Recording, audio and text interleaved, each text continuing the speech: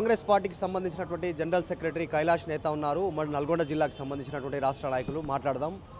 కైలాష్ నేత గారు, నిన్న మాజీ మంత్రి మీ జిల్లాకు సంబంధించి జగదీశ్వర్ రెడ్డి ఒక స్టేట్మెంట్ చేశారు.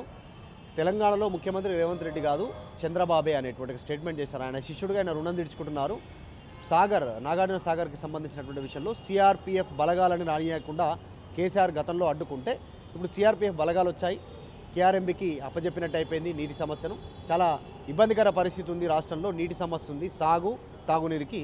అసలు రాష్ట్రంలో ముఖ్యమంత్రి రేవంత్ రెడ్డి చంద్రబాబు అనేటువంటి స్టేట్మెంట్ చేశారు. ఇది బీఆర్ఎస్ పార్టీ యొక్క దివాలా కోరు ప్రకటనకు నిదర్శనం.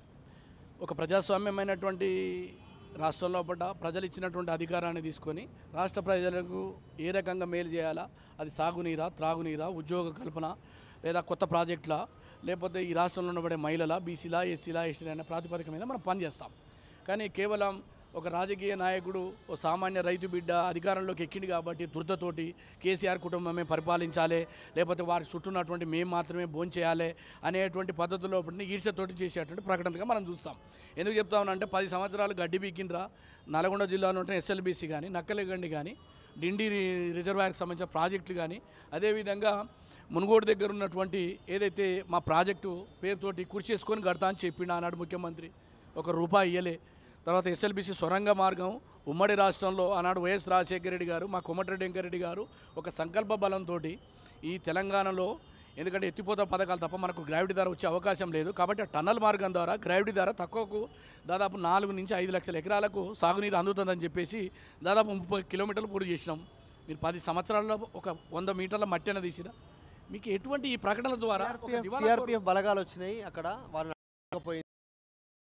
పూర్తిగా సాగర్ని అప్పయ్యపీరు, నీళ్లు తీసుకుంటున్నారు. యథేచ్ఛగా నీళ్లు దొడకపోతా ఉంది ఆంధ్రప్రదేశ్.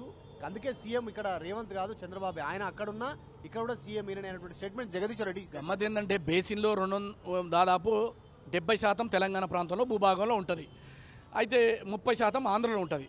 మరి ఆ రోజు కేఆర్ఎంబీ కానీ, తర్వాత విభజన చట్టాన్ని తర్వాత అక్కడ జరిగినటువంటి ఒప్పందంలో మరి ఎవరి సంకనాక సంతకం పెట్టి 299 తెలంగాణకు టీఎంసీలు ఎందుకు, 511 ఎందుకు? ఇది దేశంలో ప్రపంచంలో ఎక్కడైనా ఉందా? ఎక్కడైనా బేసిన్లో ఉన్న ప్రాంతానికి ఎక్కువ నీళ్లు, బేసిన్ కింద ఉన్న వాటికి వరద జలాలు మాత్రమే వాడుకోవడానికి హక్కు ఉంటుంది.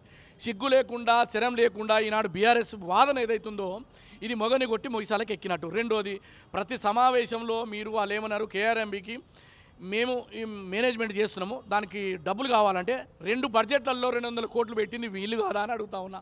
అటువంటి వాళ్ళు ఇవాళ మా ముఖ్యమంత్రిని మమ్మల్ని విమర్శించడం కాదు, ఆ రోజు రాయలసీమ ఎత్తిపోతల, బనకచెర్ల, ముచ్చుమర్రి అనేటువంటి ప్రాజెక్టులు కడుతుంటే కళ్ళప్పగించి చూస్తుంది మీరు బీఆర్ఎస్ నాయకులు, బీఆర్ఎస్ ప్రభుత్వము.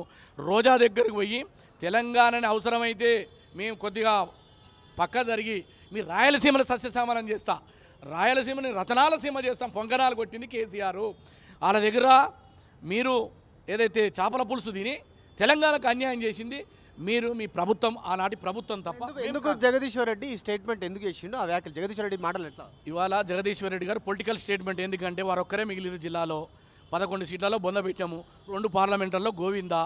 రాబోయే రోజుల్లో తెలంగాణలో వాళ్ళకి అవకాశం లేదు కాబట్టి ఇవాళ మేము ఎస్ఎల్బీసీని ముందుకు తీసుకుపోతున్నాం. మా కాలంలో ఆనాడైంది, మళ్ళీ ఇప్పుడు ముందుకు పోతూ ఉంది. ఉదయ సముద్రం ఎత్తిపోతల కాబోతూ ఉంది, బ్రాహ్మణ నెల్లేలా కాబోతూ ఉంది. నెల్లికల్ ప్రాజెక్టు మేము కడతామని చెప్పి ఉప ఎన్నికలప్పుడు జానారెడ్డిని గారిని ఓడించడానికి ఆనాడు ముఖ్యమంత్రి. ఏది తెలంగాణలో కట్టలేదు, కట్టబోరు.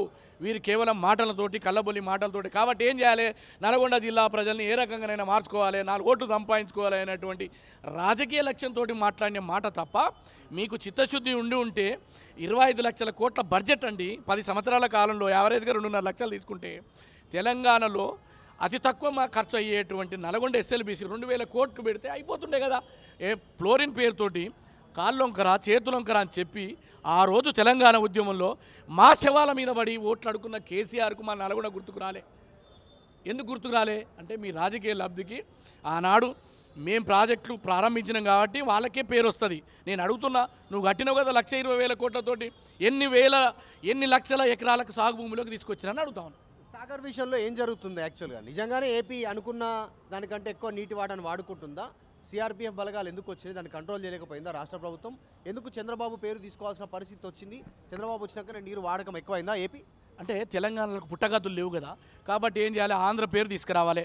ఉన్నప్పుడేమో ఆంధ్రోలకు ముళ్ళు కొచ్చుకుంటే నేను తీస్తా, ఆంధ్రోలు మా బిడ్డలే, అంతమునుపేమో బిర్యానీ చేస్తే పెండ అనాలే, తర్వాత ఈ రకంగా ఆంధ్ర వాళ్ళని తిట్టినట్టు వాళ్ళు ఎవరు తిట్టలేదు. మళ్ళీ తిరిగి తెలంగాణ ముసుగులో తెలంగాణ వాదాన్ని మళ్ళీ రెచ్చగొట్టడం ద్వారా 4 ఓట్లు సంపాదించుకోవడం కోసం జరిగేటువంటి కుట్ర తప్ప మరొకటి కాదు.